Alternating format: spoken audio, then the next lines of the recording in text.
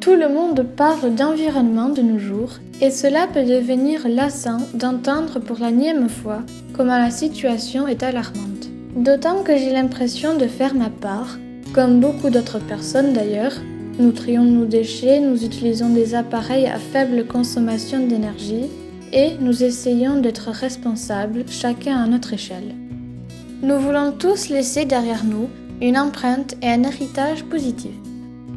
Il y a plus de 7 milliards d'habitants aujourd'hui sur notre belle planète. Ensemble, nous avons tous l'opportunité de faire une différence. Mais imaginez que tous ces changements accomplis tout au long de notre vie soient annulés par un seul acte. Quand nous sommes enterrés, nous nous décomposons dans le sol. Mais avec un décès tous les 2 secondes, le filtre naturel de la Terre ne peut plus faire son office et finit par se boucher. Dans notre eau et sol, à côté de nos restes, nous constatons également la présence de plaquages de cercueils, de médicaments utilisés en fin de vie et d'autres toxines. La fréquence de l'emploi de l'incinération a augmenté, mais l'utilisation des flammes consomme une énorme quantité d'énergie et, comme dans le cas de l'enterrement, des toxines néfastes se libèrent dans l'atmosphère, polluant davantage notre planète. Voilà pourquoi l'équipe d'EcoLegacy a travaillé dur pour trouver un moyen de régler notre passage à trépas d'une façon plus propre, plus sûre, plus respectueuse de l'environnement et de l'éthique.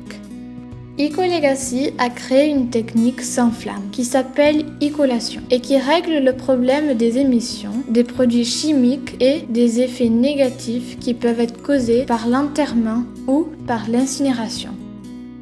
Quel est le fonctionnement de l'icolation ?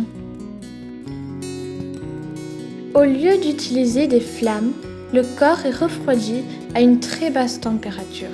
Devenu cassant, le corps est alors réduit en fines particules. Les restes sont ensuite introduits dans un autre appareil de notre fabrication qui les assèche et recrée le processus naturel de la Terre, réduisant une étape qui prend normalement des milliers d'années à 1 heure de temps. Tous les résidus chimiques sont piégés et neutralisés en même temps que les maladies, les bactéries, les virus et tous les autres éléments nocifs à notre environnement. De plus, le processus d'icolation génère de l'énergie qui est capturée, remise dans le processus et contribue ainsi à rendre l'icolation écologique et économique en énergie. Choisir l'icolation permettra de réduire la quantité d'énergie consommée tout en réduisant le mauvais CO2 dans notre atmosphère. Les biocendres, comme les cendres de crémation, forment une poudre blanche, mais par contre les biocendres sont tout à fait propres et ne nuisent pas à l'environnement, de sorte que vous pouvez les enterrer, les disperser ou les garder à la maison en toute sécurité.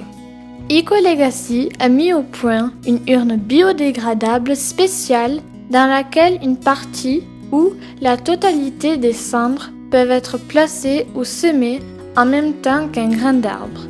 Nos proches peuvent devenir ainsi un symbole vivant du cycle de la vie et la mort.